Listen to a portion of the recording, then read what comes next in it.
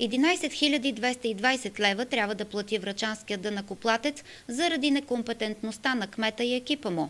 Финансовата санкция е наложена от Върховния административен съд, който осъди 2 пъти община Враца заради незаконосъобразни действия при провеждане на обществени поръчки. Голяма част от нашите съграждани дори не подозират какви дългове се трупат на гърба им. Чуйте! Съден от Върховен административен съд 2 пъти и данъкоплатците врачански трябва да поемат разходите по тези дела, които са в размер на 11 200 лева. Не знаем. А смятате ли, че е редно ние да поемаме тези разходи? Не.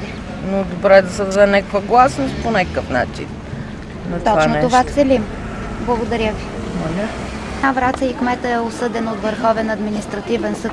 Не знам нищо, аз не съм от тук. А смятате ли, че е редно хората да плащат за неуспешните съдебни дела на кмета?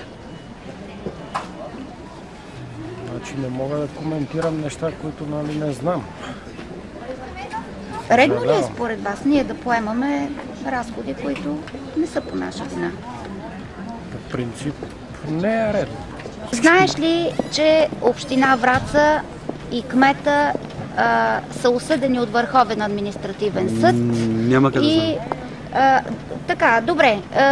Санкцията е в размер на 11 200 лева. Редно ли е данъкоплатците да поемат този разход заради делата на кмета? Няма как да стане това. Никой не е длъжен да плаща на някои сметките.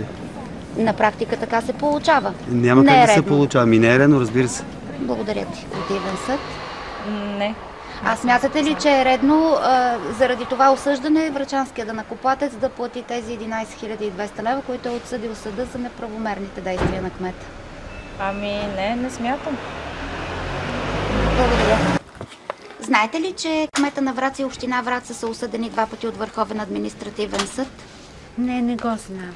Наистина не го знам. Санкцията за тези дела е в размер на 11 200 лева. Редно ли е според вас врачанските данъкоплатци да плащат за некомпетентността на кмета? Разбира се, че не. Благодаря.